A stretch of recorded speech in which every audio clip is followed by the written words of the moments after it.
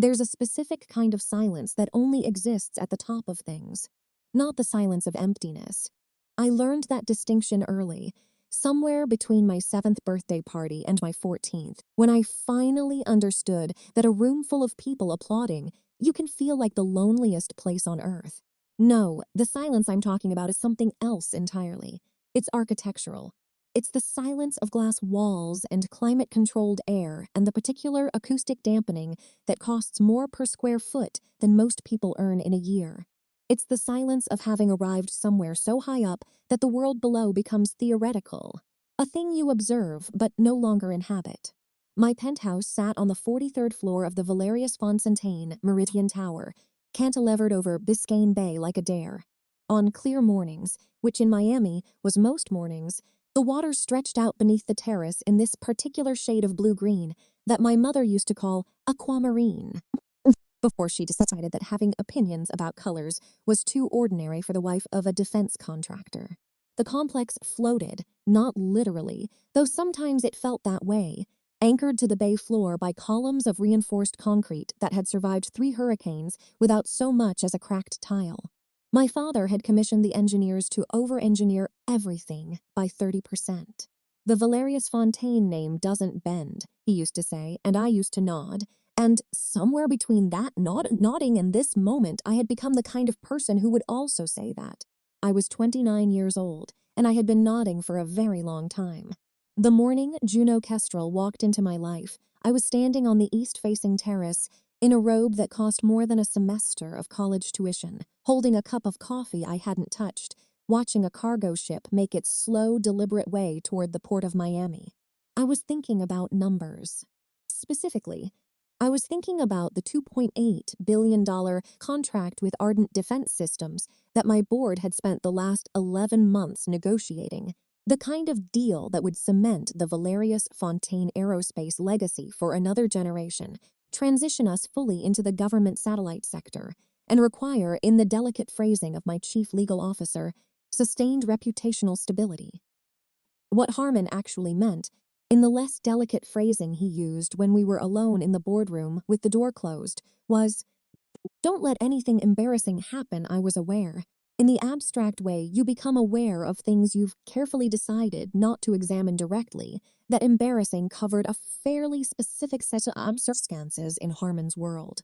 Circumstances that overlapped with certain truths about my life that I had spent years learning to store in a very tidy, very sealed compartment at the back of my mind. The coffee was cold by the time Marcella found me, Miss Valerius Fontaine. My assistant appeared in the terrace doorway with her tablet already raised, her expression calibrated to the particular blend of professional warmth and mild urgency that I had come to think of as her scheduling face. The security candidate is here. 30 minutes early. I turned from the water. Of course she is. Should I? Give me 5 minutes. The 5 minutes I spent putting on armor. That's the only honest way to describe it. The robe replaced with a structured dove-gray blazer over a silk shell, the kind of outfit that cost a significant sum and was designed to look like it cost nothing at all. Just effortless authority, just the natural presentation of a woman born into this. Hair up, tight and controlled.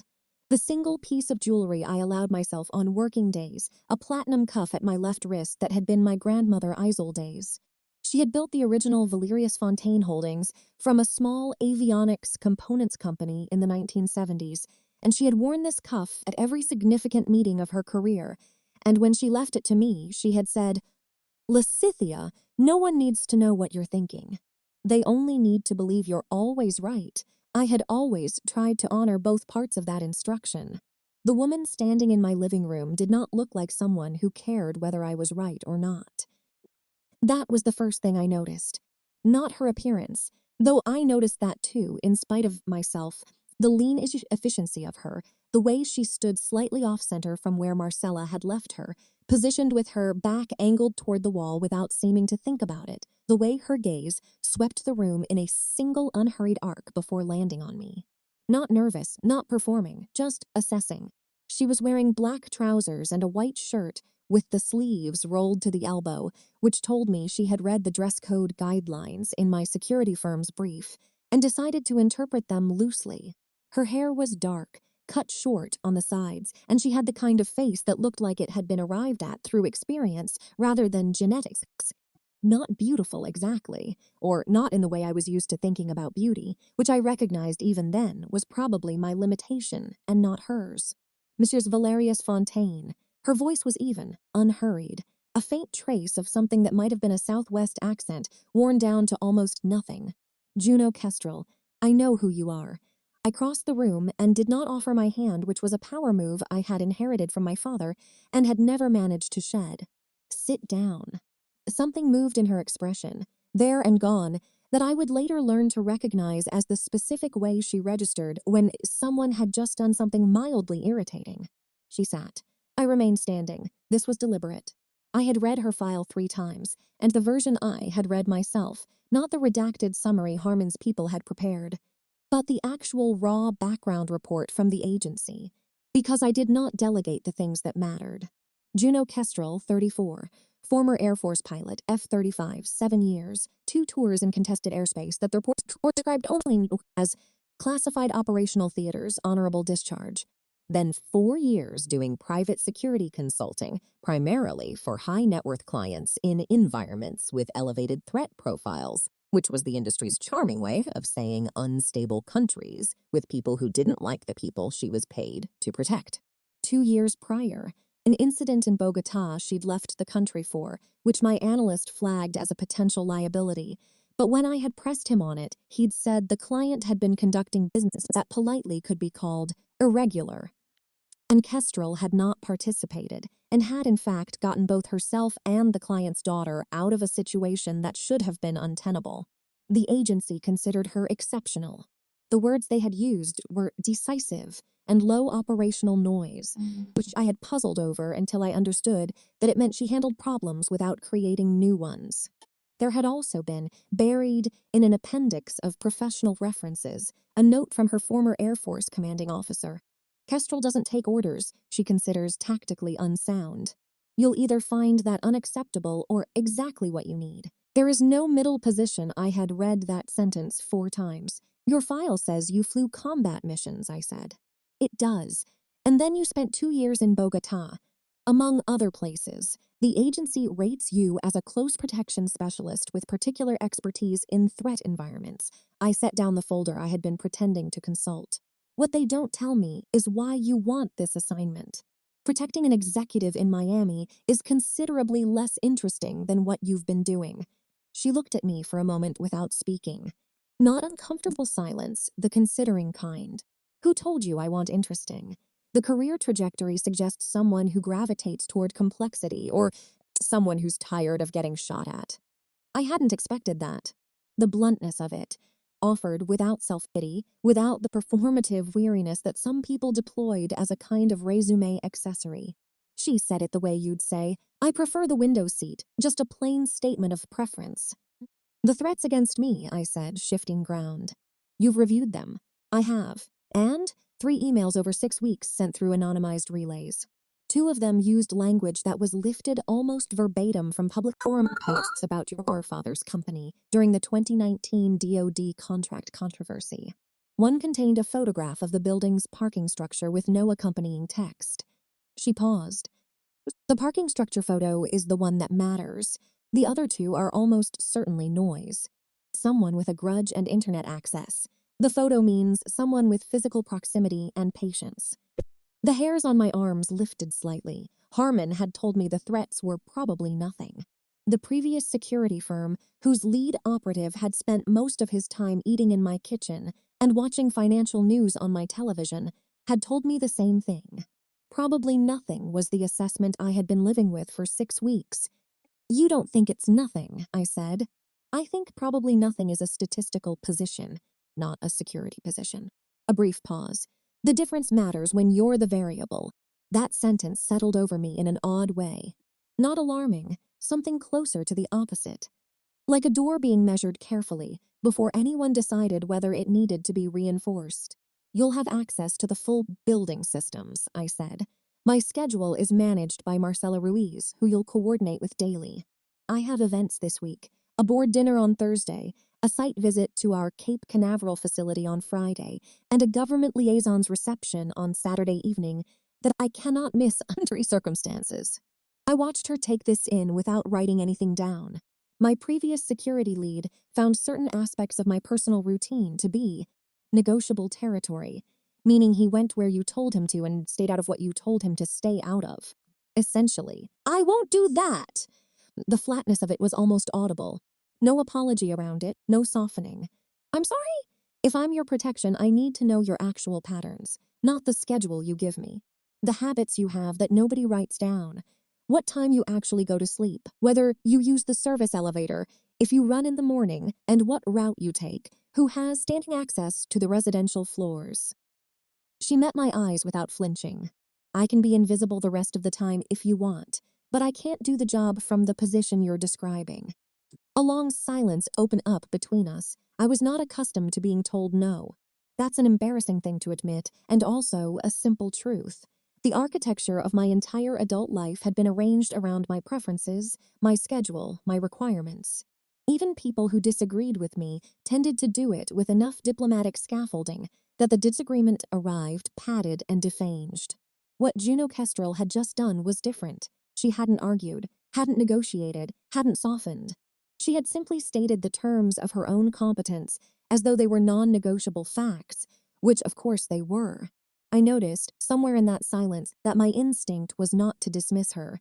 Fine, I said, we'll begin Monday. Something in her face shifted, just slightly, in a way I couldn't read yet. You don't need a few days to check references. I've already checked your references. I picked up my cold coffee from the console table near the door. The commanding officer who said, you don't take orders you consider unsound. What's his current opinion of that quality? This time the shift in her expression was something I would eventually learn to call almost a smile. He says he was wrong about it being a liability. Good, I said, and walked back toward the terrace, signaling the meeting was over. Marcella will give you the building codes on your way out. I heard her stand, heard the soft, deliberate tread of her footsteps crossing my limestone floor. And then, just before she reached the foyer, for the record, I turned. The cargo ship, she said, the one you were watching when I came in. The Artemis Meridian. She's registered in Malta, and she's carrying aerospace components. I looked her up after I clocked you watching her from the terrace. A measured pause. Your family's name is on the manifest. She left before I could say anything. I stood there for a moment with cold coffee in my hand, and I thought, with a particular, unsettled clarity, that this was going to be more complicated than I had intended. The first week was a negotiation conducted entirely in subtext. Juno moved through my spaces with an efficiency that was somehow both unobtrusive and impossible to ignore. She arrived before me in every room. She stood at angles that seemed casual until you realized they provided sightlines to all exits.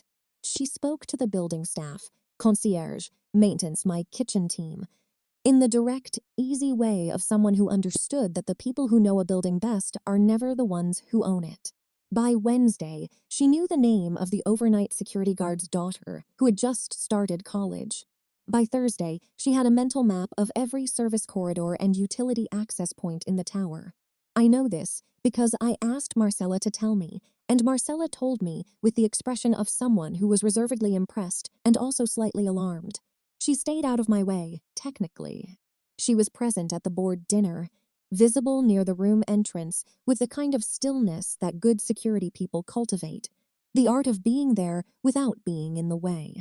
She accompanied me to Cape Canaveral in the company jet, spent the flight in the rear section reviewing building schematics on her tablet, and was at my elbow within 3 seconds when a reporter from an aerospace industry blog managed to get within the facility perimeter and approach me in the parking lot.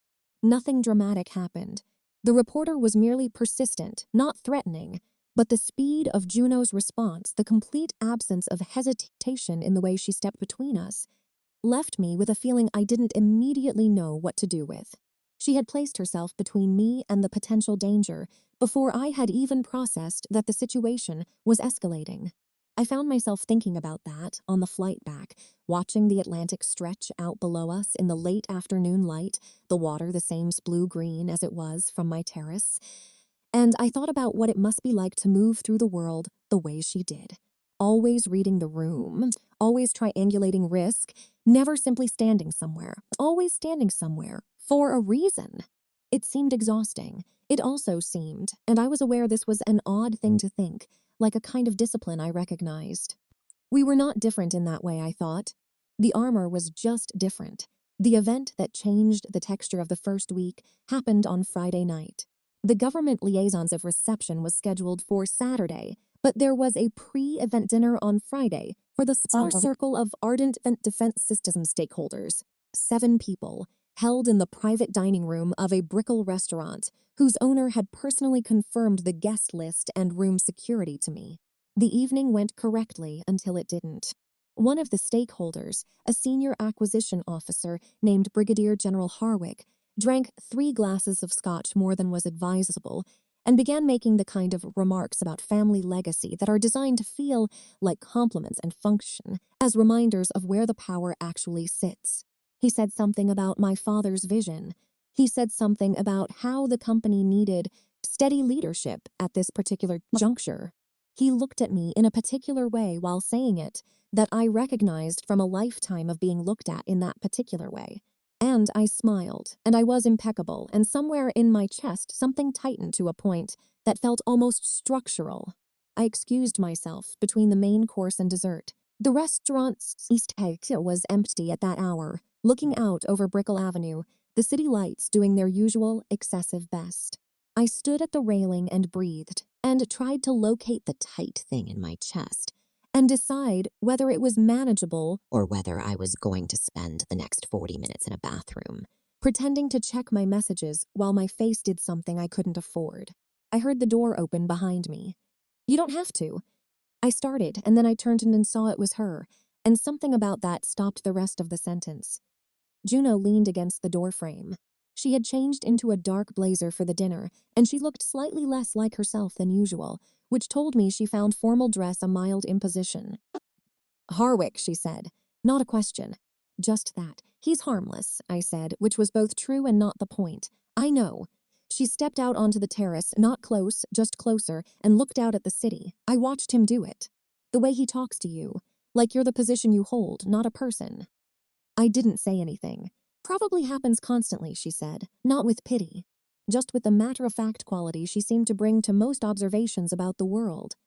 "I manage it," I said, which was the sentence I always used. "I know you do." A pause.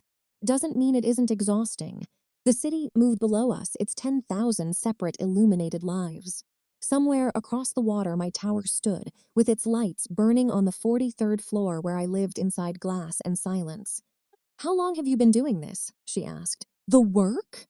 "Since I was no." She glanced at me briefly. The performance, the word landed somewhere precise. Not unkind, precise. Like a key finding a lock it wasn't sure it was supposed to open. "My whole life," I said, and I heard it come out without the protective layering I normally kept around that sentence. Juno nodded. Once, as though I'd confirmed something she'd already suspected. She didn't offer a follow-up, didn't push, didn't do any of the things people do when they sense vulnerability and decide it's an invitation. She just stood there with me in the city noise, and somehow that, the simply standing there, the not requiring anything from me, was more intimate than most conversations I'd had in years. "You should go back in," she said eventually. "Harwick will notice." "I know." I straightened. The armor reassembled itself automatically. I had been doing it so long I barely felt it anymore. "Juno." She looked at me. "Thank you," I said, with the plainness of meaning it. Something moved behind her eyes. "That's the job," she said, but her voice had changed, barely noticeably, just by a fraction of a tone that I would have missed if I hadn't been paying attention. I was paying attention.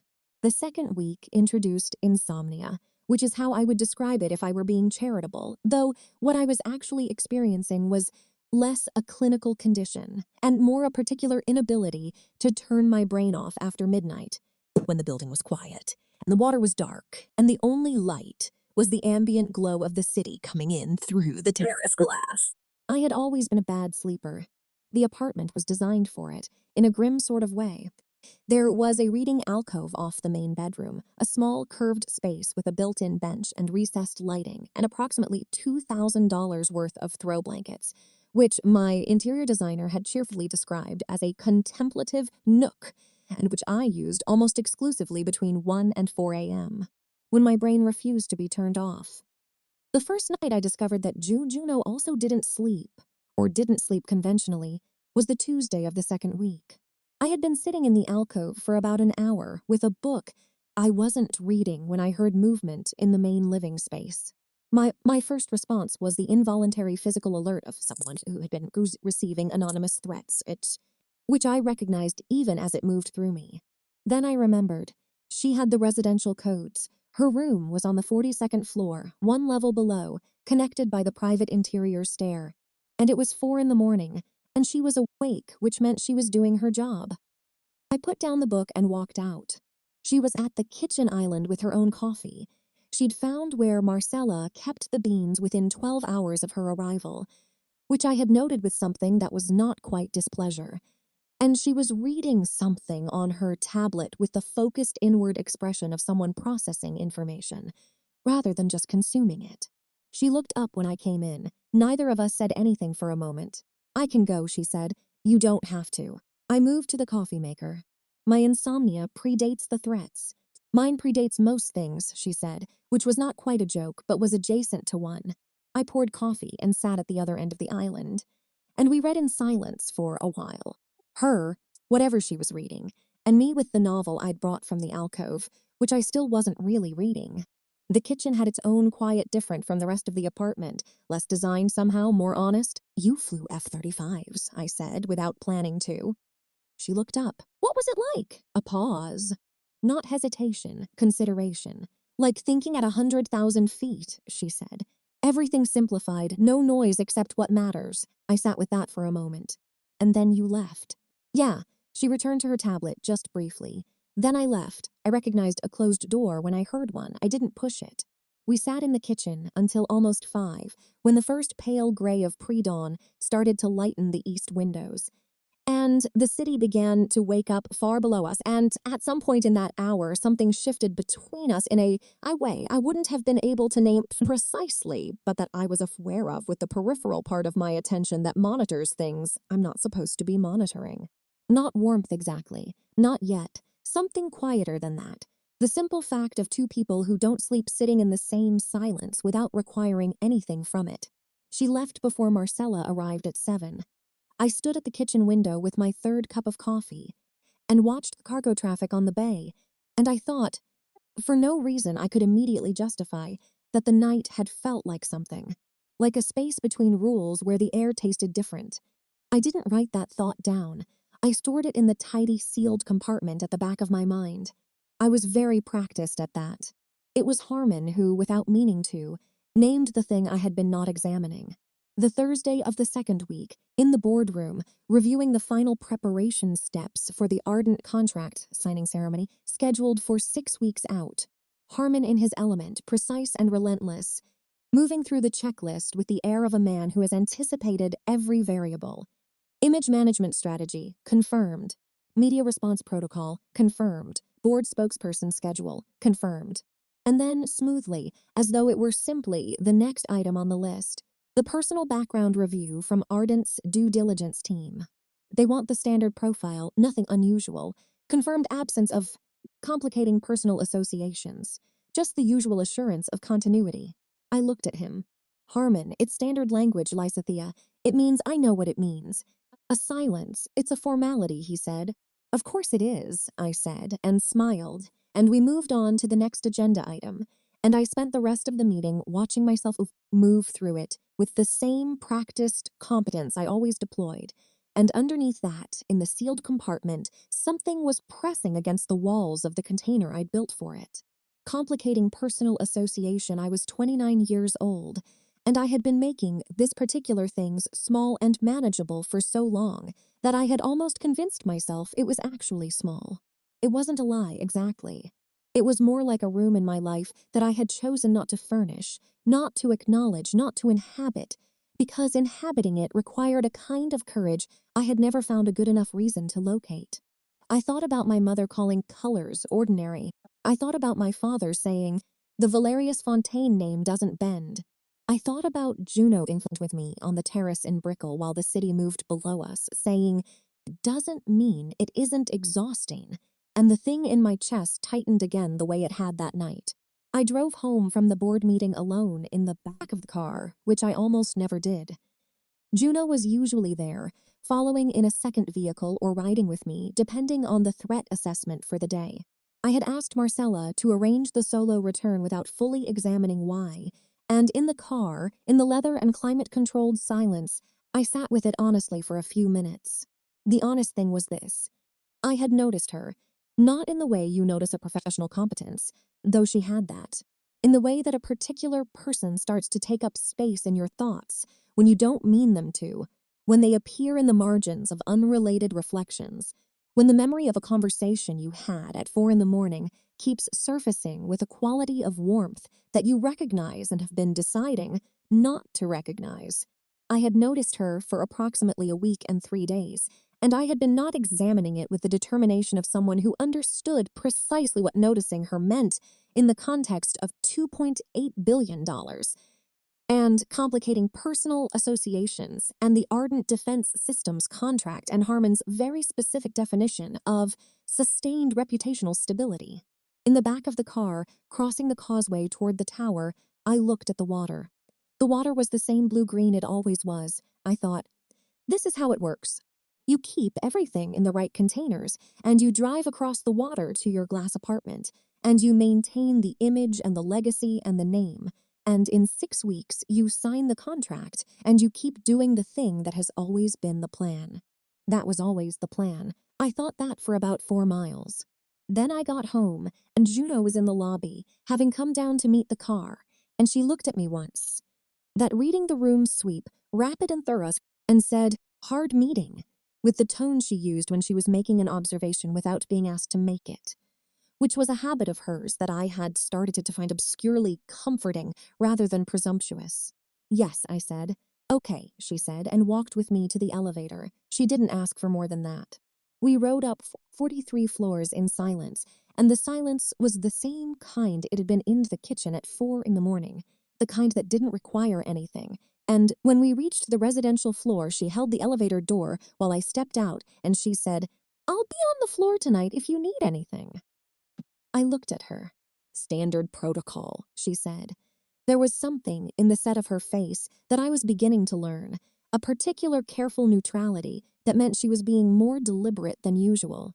Good night, Juno, I said. Good night, Ms. Valerius Fontaine. I walked to my front door, and I heard the elevator close behind me, and I stood in my fours with its limestone floor and its Italian console table, and my grandmother's portrait in oils watching me from the far wall, and I thought, I am in significant trouble. The threatened woman thing was, in some strange way, the least of my concerns. Another email arrived on Friday. Marcella flagged it, forwarded it to Juno, forwarded it to the agency's threat assessment team.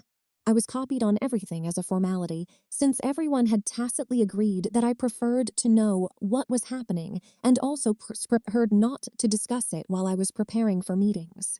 By now we had a small, smooth system for managing the communications. Juno assessed, the agency responded. I was informed, we moved forward. It had the efficiency of something that had been running long enough to find its own rhythm. The email was different this time. Juno came to me herself with it, which she hadn't done with the others. She knocked. She always knocked, which was a professional courtesy I had noticed and found unexpectedly significant given how much access she had. And when I said, come in, she was standing in the doorway of my home office with her tablet, and an expression that was doing a very specific thing. The thing where she had information she wasn't sure how to calibrate. New message, she said, and handed me the tablet. It wasn't like the others. The others had been angry in the unfocused way of someone with a grievance and too much time online. This one was different in tone, precise where the others were scattered, specific where the others were general. It mentioned a date. It mentioned the ardent contract ceremony. It mentioned, in language that was almost clinical, that public revelations can be more effective than private confrontations. I read it twice. The air in the office felt slightly different afterward. This person knows about the contract, I said. Yes. That's not public information. No. She was watching me with that careful attention she gave to things that mattered. It means they have either a contact inside the company or access to a communication stream they shouldn't have. You think it's a competitor, I said, or someone working for one. It's the most probable scenario. She paused, and in the pause was the weight of the thing she was choosing how to say. But the language. Public revelations can be more effective than private confrontations. That phrasing is about exposure, not physical threat. It's designed to be more destabilizing than dangerous. Someone who understands what's at stake reputationally. I understood the subtext without having to hear it stated. Someone who knew about the contract also knew about the conditions attached to it. The conditions Harmon had described as standard language in the boardroom. I set the tablet down on my desk. Send it to the agency. I want a full analysis by end of day. Already done, she said. I looked at her. You sent it before you brought it to me. I sent it the moment I read it. Then I came to you. She said it without apology, without explanation. Just the fact of her judgment laid plainly on the table between us. You'd want both things done. The order didn't need to wait for the discussion. There it was again, that quality. The decisive and low operational noise from the file, translated into the actual texture of a person. She made the correct call, and then she explained it to me. Not because she was seeking approval, but because she understood I deserved to know her reasoning. Yes, I said after a moment. You're right. Something in her posture eased fractionally. She picked up her tablet. Juno, I said. She paused. The phrase, public revelation. I made myself say the next part with a steadiness I had been practicing my whole life. Whoever this is, they're not threatening my physical safety. They're threatening my image. Her eyes found mine. Direct, undeflecting. Are you asking me if I know what they might intend to reveal? She said. I'm telling you, I said quietly, that if there's information being weaponized here, information about me, you should understand the scope of what we're dealing with. A silence. You don't have to tell me anything, she said. Her voice was careful in a way that felt different from professional carefulness.